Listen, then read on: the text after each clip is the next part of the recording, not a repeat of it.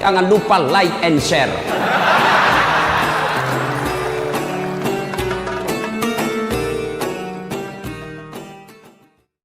Ibu bapak, saudara-saudara sekalian, dengar baik-baik. Ini kisah nyata saya alami. Selesai khutbah, ada bapak-bapak kira-kira usianya hampir 50 tahun. Datang di depan saya, dia pegang paha saya sambil menangis.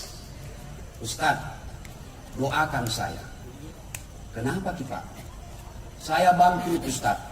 4 tahun saya merantau dari Sulawesi Selatan. Saya bisnis alat-alat berat di sini di Sulawesi, di Tanah Bumbu ini. 4 tahun saya sukses. 2 bulan terakhir ini Ustadz saya bangkrut. Saya mau pulang kampung, malu merantau pulang bawa utang. Saya mau tinggal di sini, dikejar-kejar saya sama yang punya uang. Doakan saya Ustadz. Saya bilang baik. Sebelum saya doakan, woi, jangan mau lihat ke sana kampungannya ini. Mobil lagi itu, dekat cetong.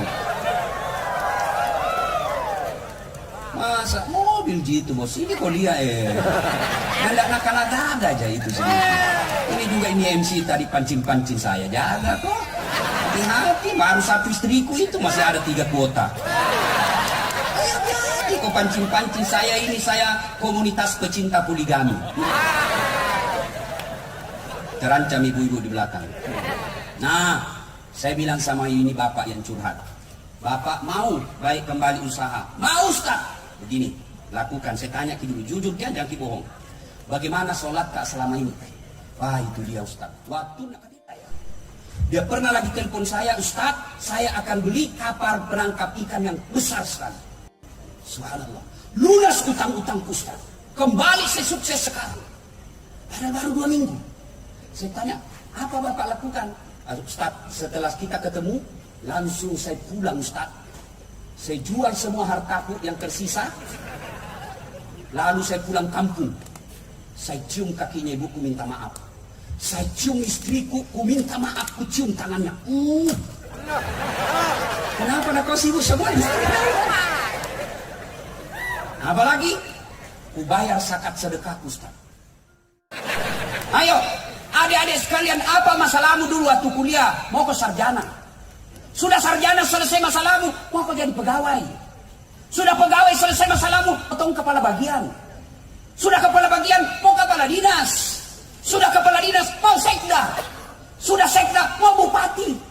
Sudah bupati, mau 2 periode. Sudah 2 periode, masih jadi gubernur. Itu tidak jadi dilarang dalam agama. Tidak dilarang, lakukan aja semua itu. Ustaz, bapak kira bukan masalah itu Ustaz? Banyak masalah itu Ustaz Pak. Ngatur jadwal, sudah ditentukan tiba-tiba RMS menelpon, mengancam. Susah ini Pak itu. Nah, iko bawa na Ustaz, paham? Kung katau pole pulang ni mapasak baleho dek mupole, iko manik Pak Ustaz. Saya bilang, kenapa bapak pasang baleho na buli pakai ACC? Pakai naman intimidasi Pak.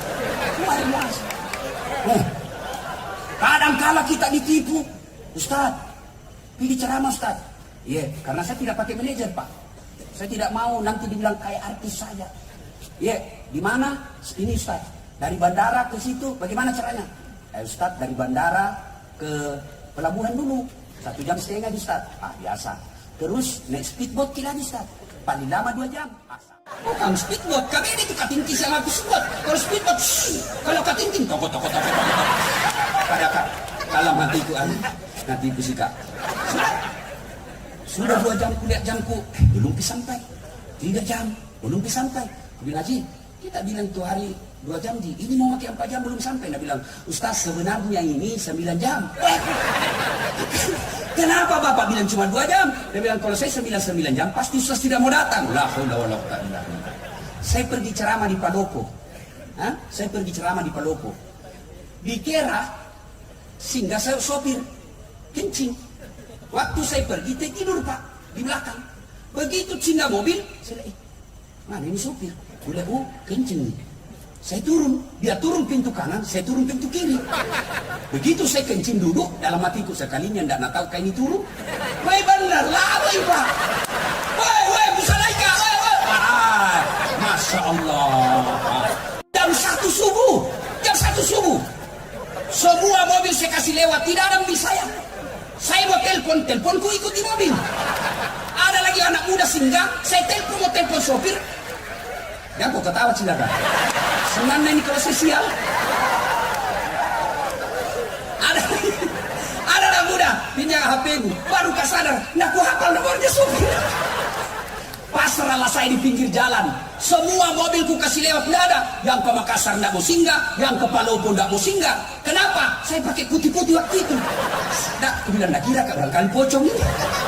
Jadi saya mau nekat, saya di tengah jalan mau begini. Saya nak kira betul kak nanti saya tak ada di depan. Jam berapa dia pulang pak? Baru sadar, waktu asan. Allahu Akbar, san subuh, balik ini sopir. Wih, mana Pak Ustaz? Waduh. Jam berapa dia sampai di Kera? Jam 6.15 pagi. Mulai jam 1, pasak kuyup saya pak. Saya mau tempelin, lebih besar dari saya. Ini sopir pak. Yang paling saya jengkel lagi, sampai saya di kantor wali kota Palopo. Ustaz, kenapa bisa kita lupa koper tak? Dalam hatiku mak beli si sopir ini. Bukan koper, ku lupa Pak Wali. Saya nak lupa itu sopir pak.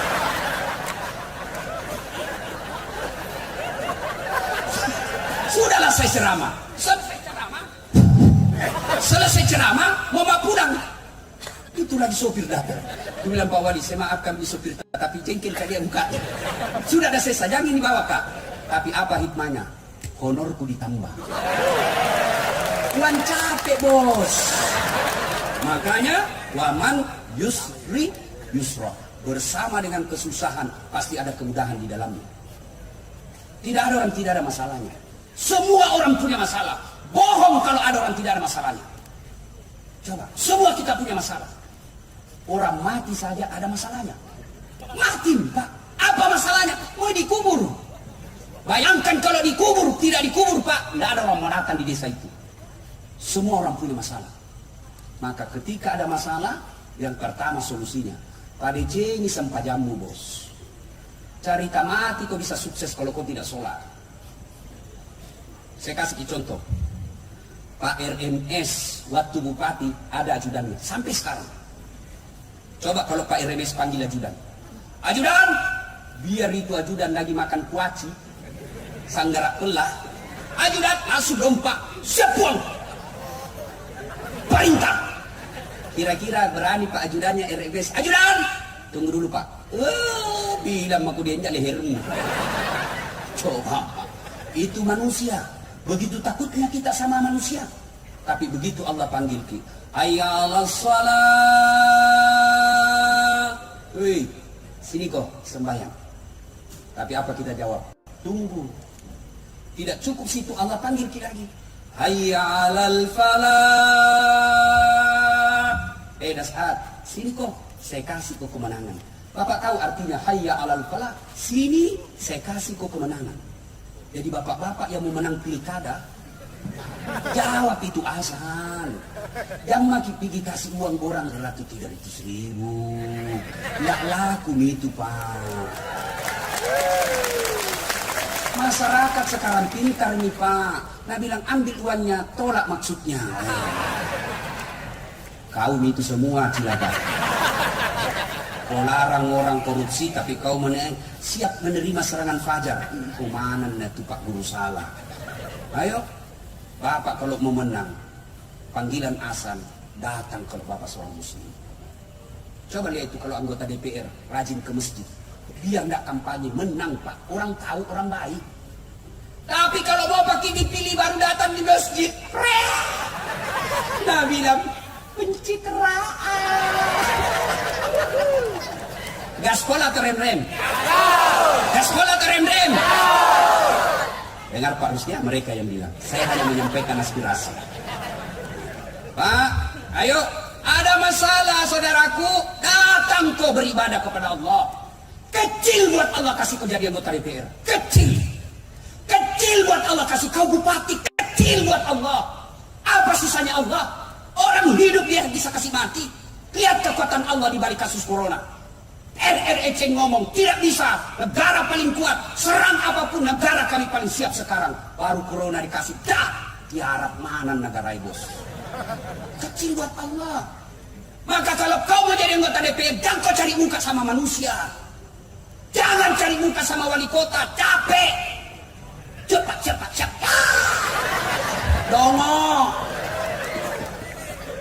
Ya, ada PNS di sini. Jangan mau kau cari muka sama bupatimu, bos. Hah? Percaya, perbaiki sholatmu, bos.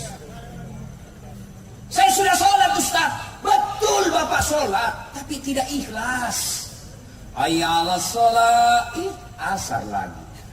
Barusan duhur, kok tidak ikhlas. Saya sholat, Ustaz. Betul kau sholat, tapi kau main-main.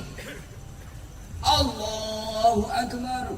Bismillahirrahmanirrahim.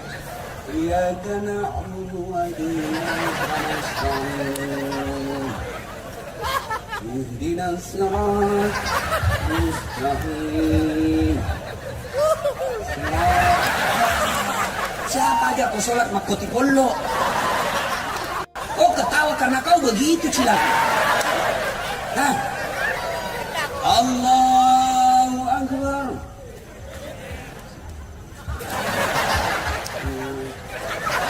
Saya sholat makin keju. Saya sholat, Ustaz. Kenapa hidupku susah? Betul ibu sholat, tapi celanamu itu juga kau pakai kencing. Itu juga kau pakai masuk toilet. Itu juga kau pakai futsal. Itu juga kau pakai pergi ke pasar. Itu juga kau pakai ke kantor. Itu juga kau pakai main olahraga. Lalu kau pakai lagi pada situasimu. Boleh kau ganti. Bagaimana Allah mau senang sama kamu? Mau saja menghadap sama bupati kita pakai parfum kalau perlu yang palsu. Dipinjam ikat pinggangnya orang supaya kita berwibawa. Mau kau ketemu Allah pakaian seadanya. Boleh, tapi menunjukkan kalian tidak serius ketemu dengan Tuhan. Ada ibu-ibu tanya, Ustaz, boleh orang nggak pakai BH orang sholat? Boleh, sah. Tapi masa tega ketemu Allah nggak pakai BH? Hah? Apa ketemu saja bupati nggak pakai BH? Apa enak? Nah rempok kok bene, nah rempok kurang ajar ini. Sholat tidak pakai celana dalam. Bapak-bapak, Ustaz, boleh orang sholat tidak pakai celana? Bagaimana itu perasaan tak kalau bukan? Ini urusan laki-laki. Salatullah salamullah ala toha rasulillah. Salat ala yasin. Kenapa dia tidak sholat? Kaya Ustaz. Ada kala kaya Nabi Sulaiman. Itu Nabi Sulaiman, Pak, 1 hektar pekarangan rumahnya. Apa kerikilnya? Emas. Paling orang kalau rapeng dulu, Pak, kalau dia kaya giginya dia kasih emas. Gak ada orang kasih emas kerikil rumahnya. Sulaiman alaihissalam kerikil rumahnya emas. Kenapa dia tidak sholat? Selebriti Ustaz, cakep, cantik, terkenal. Ada kala gagah Nabi Yusuf. Allah ciptakan kegagahan di dunia 1100. Khusus Nabi Yusuf 64% Allah kasih. 64%. 34% berapa? 36% Allah kasih siapa? Hah? Siapa?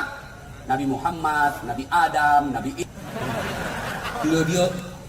Claudia Sintabella, Nisa Sabya, Rusdi Masuk, Das Atlati. Berapa mami didapat, bos? Bagaimana bisa dibayangkan bagaimana gagahnya Nabi Yusuf? Sehingga ketika Yusuf alaihissalam, ibu-ibu dikasih pisau, suruh iris-iris bawang. Ibu-ibu, iris ke bawang. Yusuf alaihissalam masuk. Masuk Nabi Yusuf, lewat di depan ibu-ibu yang iris bawang. Dia tidak sadar, dia iris tangannya karena dia gagahnya Nabi Yusuf. Tangannya dia iris. Kita lewat, dagang tangan, bau sakulu.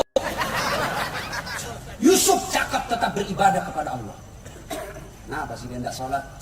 Bupati Ustaz, tinggi pangkatnya, wali kota, anggota DPRI. Ada yang kalah pangkatnya Rasulullah Muhammad SAW. Beliau adalah penghulu para nabi.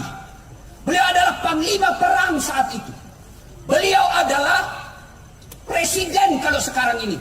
Bukan cuma membawahi Madinah, tapi beberapa berdua taklukan Islam pada saat itu. Beliau tetap sujud beribadah kepada Allah. Nah, tapi kenapa dia tidak sholat itu, adek? Sakit Ustaz. Ada kala sakit Nabi Ayub alaihissalam.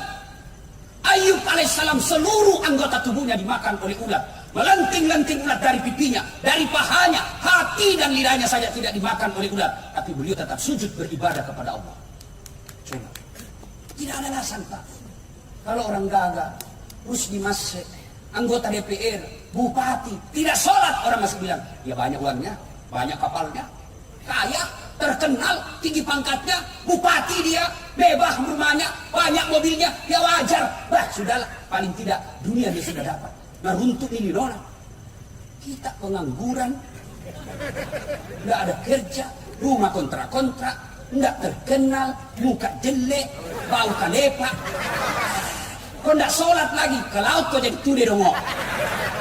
Yang ketawa serius orang ini. Itu ada masalah, perbaiki sholat. Kenapa itu paling tetanggaku, Ustaz? Hari Jumat saja dia sembahyang. Itu pun paling terlambat datang, paling cepat pulang. Assalamualaikum, lompat nih. Proyeknya Ustaz jalan terus. Masuk dia ambil caleg, mana bisa ya Ustaz? Banyak duitnya, tapi tidak sholat. Betul itu yang kita lihat. Tapi apa yang Bapak tidak tahu? Istrinya selingkuh. Apa yang Bapak tidak tahu? Anaknya 3. 1 pengedar, 1 pengisap, 1 kawin lari di bawah bandar. Apa yang Bapak tidak tahu? Dia di rumahnya, di kantor dia hebat. Semua orang takut sama dia. Siapa? Hebat dulu. Di kantor, di jalan dia hebat. Sampai di rumahnya, Hello Kitty. Iya Bu, kita di Pale Bu, Pak. Diintimidasi sama istrinya. Baru 1 jam keluar. Di mana kok Pak? Di mana kok? Ada jadi. Di mana kok? Dia kok lisu kok? Tajam di Pale Bu, tajamnya aja macet kutu. Banyak duitnya, tinggi pangkatnya, tapi takut sama istrinya. Ayo Pak. Tidak ada guna. Banyak duitnya Ustaz. Tapi apa yang Bapak tidak tahu? Dilarang makan nasi. Duit 7 miliar dilarang makan nasi. Saya pernah pergi ceramah ke Itali. Tahu Itali? Tahu? Hah? Tahu Itali? Tahu? Si Dendreng belok kiri terus lagi. Hah? 2 hari kasih saya roti, pizza. Saya bilang makanan apa ini? Saya ini orang Bugis bos, carikan nasi. Tidak mempan, tidak mau yang perutku kalau roti. Biar kau kasih 1 basko. Carikan nasi. Baru 2 hari saya sudah setengah mati. Ini dilarang makan nasi, dilarang makan daging, dilarang makan gula, dilarang makan garam, dilarang makan ayam, dilarang makan ikan. Apa di sana makan? Ubi rebus. Duitnya 7 miliar. Rumahnya mewah, nggak bisa tidur dalam rumah. Mobilnya mahal, tapi stres di atas mobil. Mati kiri, mati kiri, reng, mati kiri. Itu kalau kau tidak sholat bos. Maka saudaraku, adik-adik, Pak, Bu, Bapak tidak usah cemas kalau anaknya sarjana pengangguran. Bapak tidak usah cemas anaknya sarjana tidak lulus pegawai negeri kemarin. Tidak usah cemas. Kenapa masuk neraka? Anakku tidak lulus PNS. Kenapa masuk neraka? Anakku kasihan tugas tambal ban. Demi Allah tidak ada pertanyaan seperti itu di akhirat. Kenapa kau masuk neraka? Anakku tidak sholat. Kenapa kau masuk neraka? Istriku tidak sholat. Kenapa kau masuk neraka? Cucuku tidak sholat. Maka risaulah ketika keluarga kalian tidak sholat. 1, 2, kalian mau sukses. Setelah perbaiki sholat, yang kedua, hindari maksiat. Jangan hobi dosa. Dosa buat kita laki-laki, perempuan. Dosa bagi kita bapak-bapak, selingkuh. Pak, kata Nabi berwasiat, kalau kau lihat perempuan di jalan dan kau berminat kepada perempuan itu, pulanglah segera ke rumahmu. Karena demi Allah, apa yang dimiliki wanita di jalan itu sama persis yang ada di rumahmu. Tidak percaya? Periksa nanti. Yang kau ketawa anak muda ini bisa orang tua. Pak, muliakan istri. Gak mungkin Bapak bisa sukses kalau Bapak hianati istri. Saya bisa jadi penceramah yang bisa baik ceramah saya karena istri saya mendukung. Bayangkan kalau istri kita tidak mendukung. Kita mau pergi ceramah, bikin konsep, madalo ya naik. Ale nak ustaz. Tidak jadi konsep. Mau lagi keluar, anak nangis sambil anak. Tidak bisa. Maka kesuksesan kita seorang suami karena ditunjang oleh istri yang baik di rumah. Banyak juga bapak-bapak alasan rapat, ternyata pergi merapat. Nah, tuh Pak, berapa istrinya Nabi? Berapa? Saya kasih hadiah. Siapa yang tahu? Berapa? Hah? 12. Berapa? 12. Salah. Berapa? Berapa? 12. Ambil hadiahnya nanti sama Pak Rusdi Mas. 11. Dari 11 istri Nabi, tidak ada satupun yang pernah mengatakan, saya menyesal menikah dengan engkau Muhammad. Tidak. 11 istri Nabi.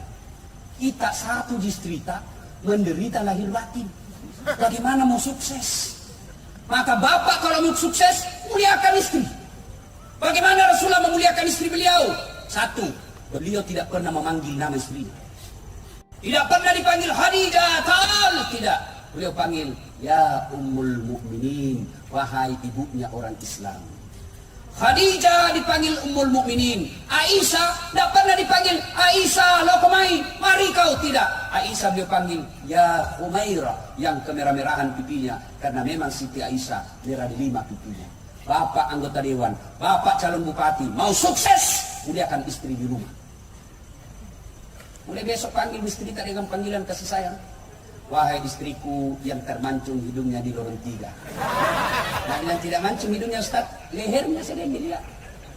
Tidak bagus juga lehernya, giginya kau lihat. Giginya yang mancung Ustaz, ya sudah cari alisnya. Cari yang baik, jangan terlalu jujur. Mentang-mentang istri tak hitam. Belum. Belum, ada becik deh. Nah, bilang istri tak ada penyak. Masa suami istri belum penyak? Ya, ayo Pak. Rasulullah memuliakan istri. Apalagi Rasulullah memuliakan istrinya. Demi Allah, Rasulullah sangat romantis dalam hidupnya.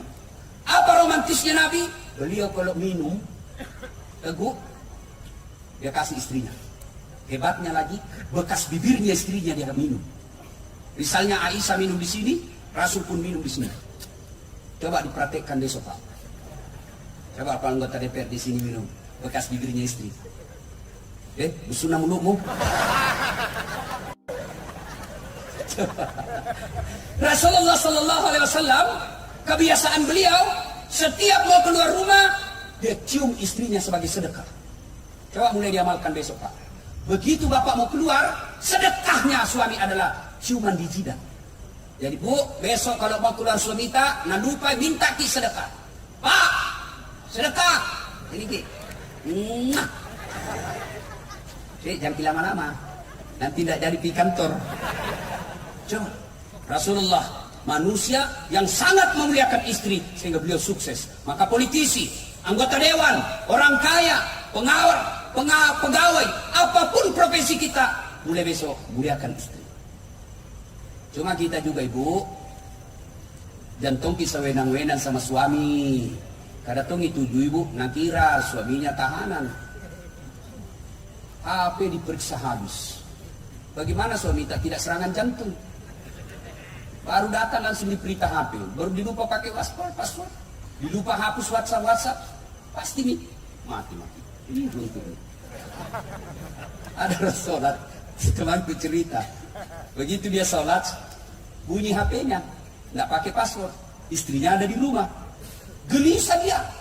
Baru takbir pertama langsung bunyi. Bayangkan kalau rakaat terakhir mina bunyi, dicambuk mam cepat langsung diambil. Ini baru pertama, nggak mungkin kita berhenti sudah angkat takbir. Bunyi gelisah. Dia bilang istrinya, tanam mati Pak, tidak kuangkat di HP tak. Baru dilancar sholatnya. Ada tuh gitu ibu-ibu paranoid. Mana tahu semua HP tak? Bagaimana kau tidak dibohongi? Pak, Bu, ada 3 bohong yang boleh. Dengar ini bapak-bapak anggota dewan. 3 bohong yang boleh Pak. 1, bohongnya seseorang untuk mendamaikan orang yang bermusuhan. Boleh. Misalnya saya musuhan sama P, bapak datang ke P, salamnya dasar, padahal saya tidak pernah. Lalu bapak datang lagi, salamnya si B, dasar, padahal tidak pernah. Itu bohong seperti itu boleh mendamaikan orang bermusuhan. Yang kedua, bohongnya seseorang untuk melindungi jiwa orang baik. Saya dikejar sama pemabuk, sembunyi di rumah tak, ditanya, mana dasar? Saya tidak tahu. Malah bapak berdosa kalau jujur waktu itu. Kejar, mana dasar? Cepat lari di dalam. Berdosa Pak. Yang ketiga, bohongnya seorang suami untuk membahagiakan istrinya. Boleh. Dasar Pak Bali. Cakap ya. Begini contohnya. Bapak beli ulang tahun seperti Pak Ernest ulang tahun. Ibu Titi beli baju. Baju ini tidak disuka warnanya. Datang, Deng, selamat ulang tahun ke-47. Bagaimana ini baju? Nah bilang Pak RMS, wih, bagus sekali ini baju. Tidak ada samanya di Sulawesi. Padahal jelek. Malah Pak RMS bohong kalau jujur waktu itu. Selamat ulang tahun, Deng, ini hadiah baju untuk kita. Beli 5 tuyul. Apa warnanya ini? Tidak tahu warna. Berdosa bapak menyakiti hati istri. Maka bapak kalau mau bohong, bohong seperti itu. Bagaimana masakan sayang? Dia bilang, wih, tidak ada kalainya di sidra. Tidak ada samanya ini. Padahal bapak pejek. Boleh bapak bohong seperti itu. Lain itu tidak boleh. Bagaimana kalau punya istri 2 Ustaz dirahasiakan? Berat ini pertanyaan. Dia bilang kita saja begini. Kenapa kau sayang? Selama ini saya tidak tahu ada istrimu. Baru pada ada istrimu saya tahu sekarang. Dia makin begini. Sayang, ku sayang kau jadi kurahasiakan. Saya tidak mau sakiti perasaanmu. Jadi kurahasiakan. Nah Allah takdirkan hari ini kau tahu. Mau milih apa? Ini takdir burukmu. Kau harus percaya qada dan qadar. Mau kau marah tempelin mak. Tapi percayalah sayangku, engkau tetap menjadi ratu dalam istana hatiku. Baru ambil berlian, kasih pegang, baru peluk, bawa ke tempat tidur, berhenti marah. Coba perhati Pak. Kalau marani gini. Hei bapak, saudara-saudara sekalian. Ibu, mau sukses juga suami, dukung suami. Bagaimana caranya? Nah ibu-ibu, jangan makin berkeliaran di jalan. Pergi suami tak sosialisasi, kita bantu dengan apa? Pagi-pagi sholat duha, jam 8 sholat duha. Selesai sholat duha, WhatsApp suami tak, Pak, jangan menghalalkan segala cara dalam pilkada ini. Allah sudah takdirkan siapa yang akan menang. Yang Allah nilai hanya kegiatan dan usaha tak.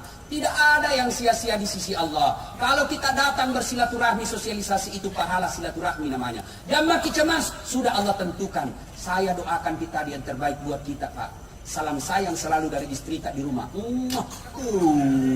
Senangnya perasaan. Saya kalau naik SMS tak begitu mamanya cek.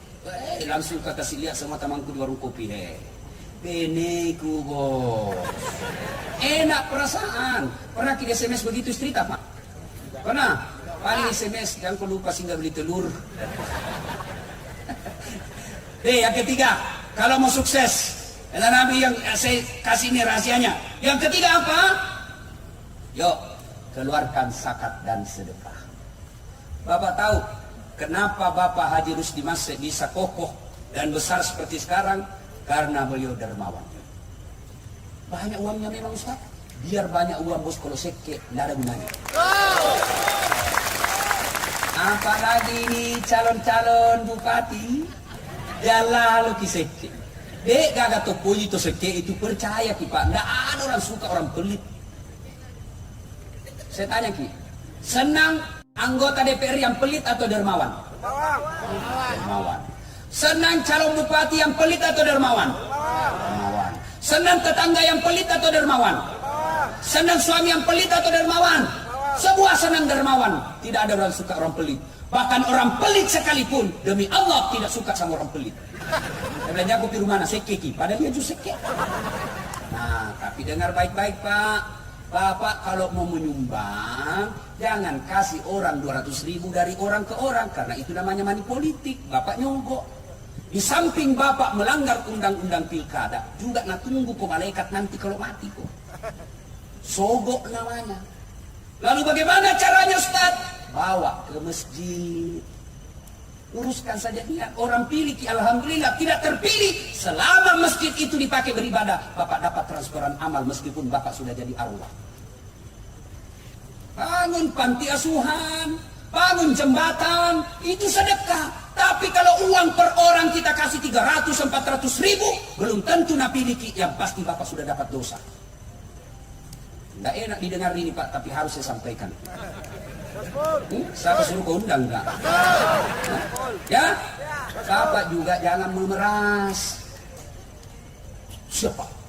Aman Pak. Yang penting tadi pawanaan Pak. Aman nih, aman nih. Sekalinya datang 400 ribu. Nah duka tadi orang janji. Innal munafiqina Fiddarkil asfali minan nar. Sesungguhnya orang munafik itu keraknya neraka na tempatnya. Siapa? Mereka tim sukses yang menyalahgunakan dana. Kayak tim sukses juga maka sola-solang. Disuruh bikin baleho 5, 2 jina bikin. Hilang 3. Begitu ditanya mana, nah kena angin padahal tame kantong. Bersedekahlah Pak. Demi Allah tidak ada orang bangkrut gara-gara sedekah. Tolong carikan orang saya di Sidrap bangkrut gara-gara bangun sedekah. Demi Allah tidak ada. Saya kasih pengalaman. Saya nggak mau cerita orang lain. Saya mau. Hari Ibu kemarin saya resmikan masjid. Saya hadiah ulang tahun Hari Ibu. Hari Ibu saya kasih masjid. Itu kurang lebih hampir lebih dah 2 miliar duit saya habis. Asli hasil dakwah. Ada orang damaki. Kalau mau bantu Kak, undangan ceramah kasih ke honor. Jadi Allah balas berkali-kali lipat. Luar biasa. Sudah itu balasan Allah pertama, ada pengusaha. Panggil saya pergi umroh. Bukan lagi bisnis kelas, first class. Begitu saya tidur, saya WhatsApp. Gak bisa tidur di sini bos. Itulah kamar paling mahal. 20 juta itu Ustaz. Tidak bisa saya cari yang murah-murah. Uang kami itu 20 juta saya cari yang murah-murah. Dan itu tuh tas matin rokok tuh. Ketemu lagi saya sama orang pengusaha. Dikasih lagi saya banyak Masya Allah. Setelah saya bangun itu masjid. Luar biasa itu namanya seolah-olah itu keran rezeki. Bukan dalam bentuk duit. Tapi luar biasa. Banyak sekali bantuan Allah orang kasih. Maka bersedekah Pak. Malam ini saja saya dapat rezeki. 1 dari Pak Sahrudin bebek 1000. Dari Pak Dirjen tadi traktor. 1 lagi tadi dari apa namanya itu? Pak Sangkin yang mesin. 3. Baru Kak duduk-duduk ini. Terus di Mas yang ulang tahun saya dapat rezekinya bos. Maka Pak, kalau Bapak mau kaya jangan suka minta-minta. Enggak senang Allah menjadi umat peminta-minta. Jangan Pak. Kenapa Bapak miskin? Karena Bapak mental miskin. Apa mental miskin? Suka minta-minta. Bersedekahlah. Jangan lewati maghrib sebelum Bapak bersedekah. Allah tidak lihat 100.000. Allah tidak lihat 1 juta. Tentu sedekahnya RMS. Beda dengan sedekahnya kita yang pengangguran. Tapi yang penting sedekah. Mau 100.000, mau 10.000, bahkan 1.000 rupiah pun jangan lewati maghrib kecuali Bapak sudah bersedekah.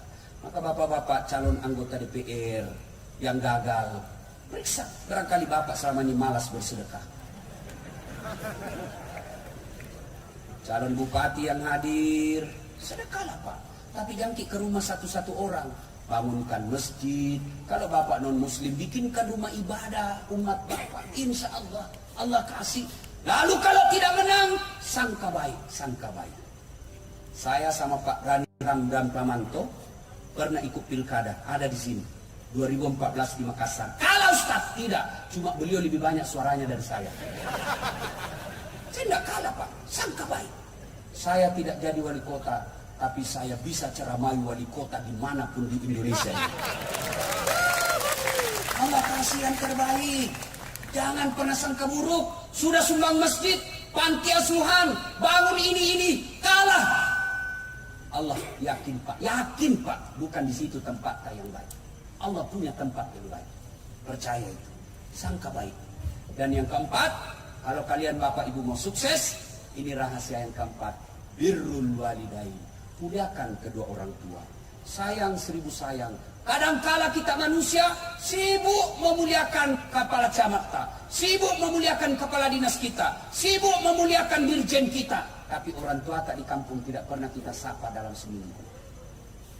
Adik-adik, kalau kalian mau sukses, tidak penting keluar negeri sekolah, tidak penting itu belajar bahasa Inggris. Sekarang ada nama bilang, tunjukkan rumah makan halal muslim. Keluar bahasa Italinya. Baru saya cari orang Italia. Mister, come here. Apa? Selesai. Ayo, jangan ketawa. Saya serius ini bos. Apa yang tidak ada di HP sekarang? Kursus bahasa Inggris tapi orang tuamu kau hina. Hina kau di hadapan Allah.